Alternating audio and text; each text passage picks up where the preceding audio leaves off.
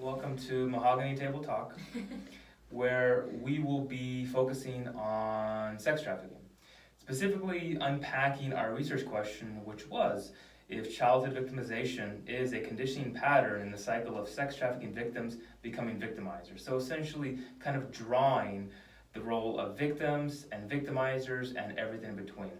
Specifically, on my part of this subject, I will be focusing on the family dynamics involved for those parents who traffic their children, as well as the relationships between parents who maltreat versus traffic their children, as well as the implications for social services, as well as social workers who are conducting and providing services on families and youth and populations that are at risk. And I will be focusing on what girls are at risk the most for being trafficked due to their history. Also, I wanted to address the laws that are in place to protect these victims and how we can direct them to the appropriate services rather than criminalization. And I'll focus on specifically Nevada and what laws have been enacted so far. And my part will focus on three things, pretty much the profile demographic characteristics of sex traffickers, as well as in order to identify some behavioral patterns, I will discuss some household characteristics of the sex traffickers' households while growing up. And the question that we are bringing to the table also wants to analyze the sex traffickers from the perspective of a victim, not so much of a perpetrator. And I will discuss the childhood victimization and how that pretty much brings a lot of trauma to the sex traffickers as children.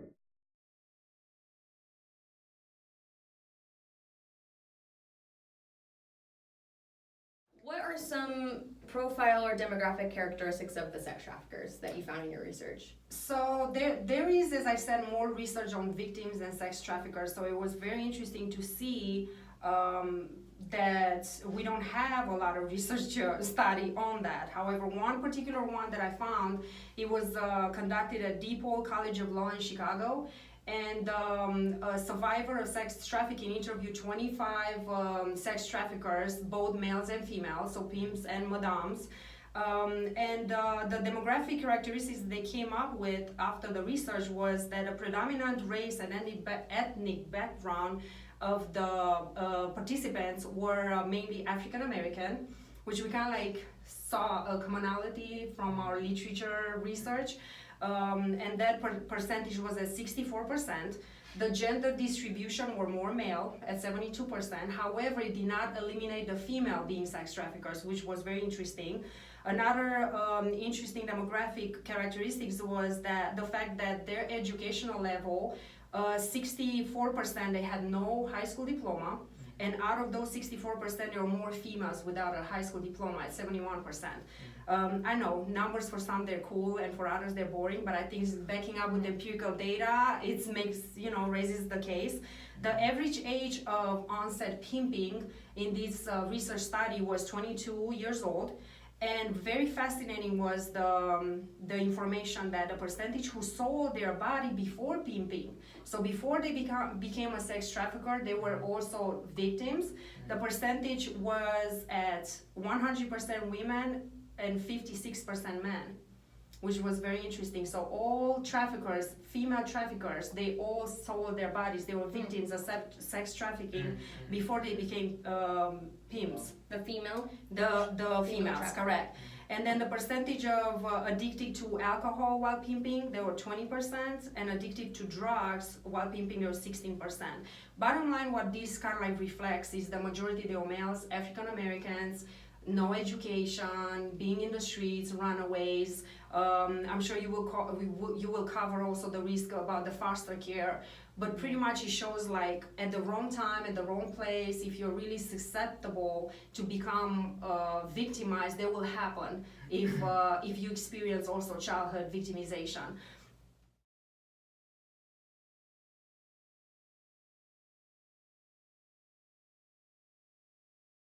What are the family dynamics involved in those who traffic their children? So one of the things that I wasn't as surprised to find out was that mental health as well as substance abuse, family dysfunction, caregivers who neglect, maltreat their children. All of that comes up as well.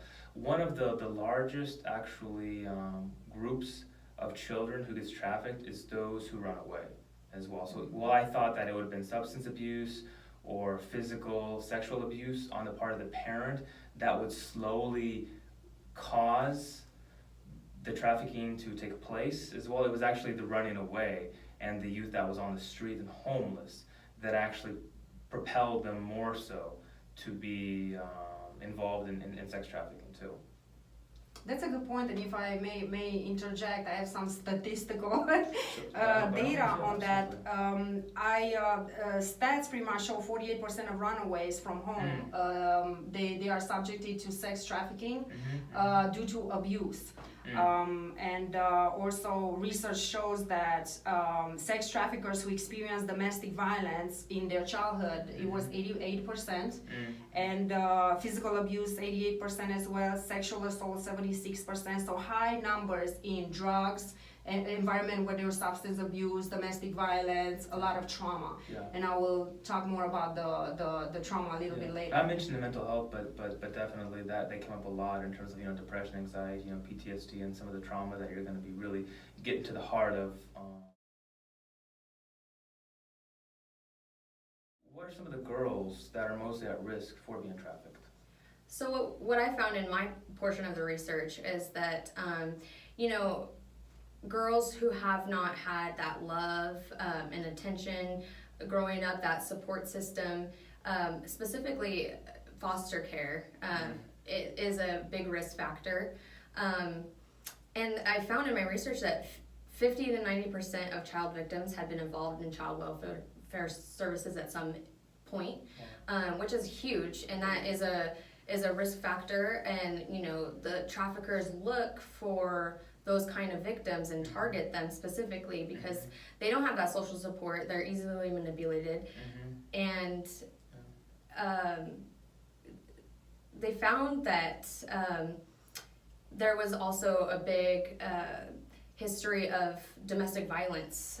Over 46% in one of the studies that I researched had reported exposure to domestic violence at some point. And so that also not only brings them into trafficking, but also keeps them there, because a lot of times the traffickers will use domestic violence and violence in general to keep them there, and that at some level that's normal for them. So that's definitely a population that needs to be directed more with social services, prevention. That's definitely an area that needs to be improved.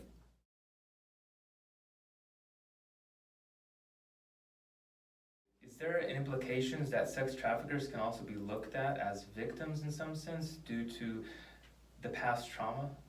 Absolutely. When you look at trauma, it can be complex trauma, but normally trauma, you think about domestic violence history, it can be abuse, it can be bullying, it can be kidnapping. So whoever experienced those kind of trauma, most likely they have a high risk of being re-victimized. So they are susceptible for becoming victims of sex trafficking. In our cases, we saw a lot of them that became sex trafficking, they actually explored further and they actually became traffickers themselves. So trauma has a lot to do with emotional responses, physical responses, cognitive, behavioral, developmental. When we look at research, the National Child Traumatic Stress Network, they put out a report stating that there are 6 major categories of responses to trauma. And we talk about emotional responses, difficulty regulating emotions. We see a lot of sex trafficking victims having those kind of issues because of childhood victimization, or physical, like somatic issues. Neurological issues, cognitive responses where they have distorted thought. That's where it's easy for a sex trafficker to control a victim because their thought is distorted. They look at love as being true love when actually it's toxic love, it's control. The same with behavioral, they put themselves in risky situations, being around the wrong people, the wrong crowd, getting involved with substance abuse. Or social responses where they lack trust because of the betrayal coming from childhood. So it's very hard for them to build relations and get the support that actually they needed. And lastly but not least is the developmental. We all know that the average age of victims to become sex trafficking victims is 12. That's the developmental age where they're very fragile, they do not know exactly who they are. So it's very easy for the traffickers to enter, in their life.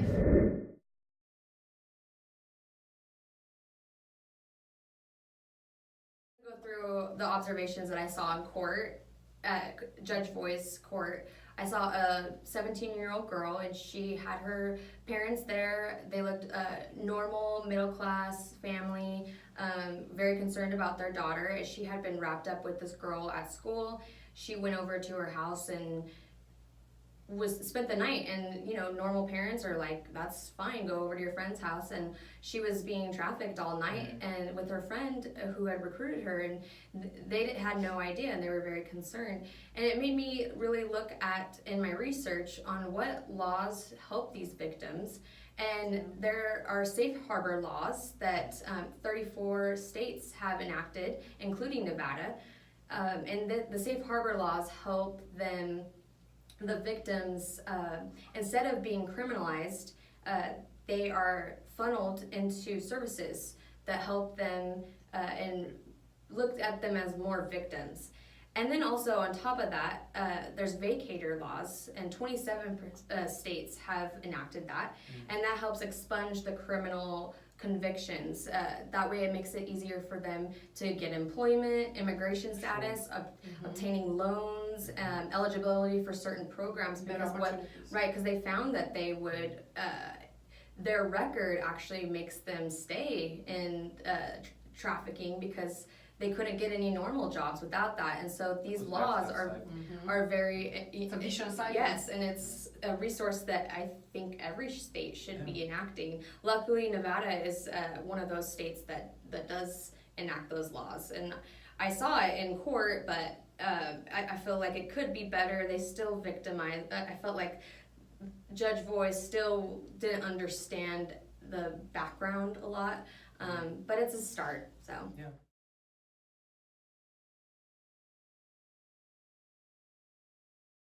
All of us, are going to be practicing some form of social work within a different area in Las Vegas, and it's only a matter of time before we come across somebody who just gives us that feeling that something's going on, the way that they act, what they have around them, and it's important for us to kind of be aware and to ask those questions and to report them when we have that evidence. And some of these domestic violence situations, a lot of times they'll be like, no, they're my boyfriend. And so if you're a clinician seeing them for the first time, you might think, oh, it's just a domestic violence situation, not knowing that that's really their trafficker. So being trained in this is actually really important for social work.